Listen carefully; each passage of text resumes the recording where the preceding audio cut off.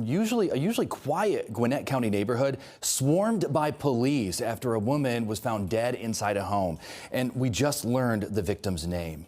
Gwinnett County police identified her as 44-year-old Sharell Canty, and detectives arrested 48-year-old Stephany Byrom in connection to that case. Byrom is now charged with murder.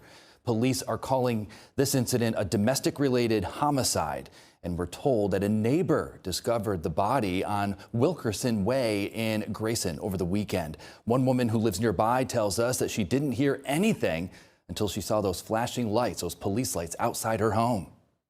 All I saw was a bunch of police cars surrounded the area and an ambulance and then yellow tape on the house. It was really just a crazy situation, so I ran right inside and got my mom. And police tell us that the victim was shot to death. It is still unclear the relationship between the victim and the suspect.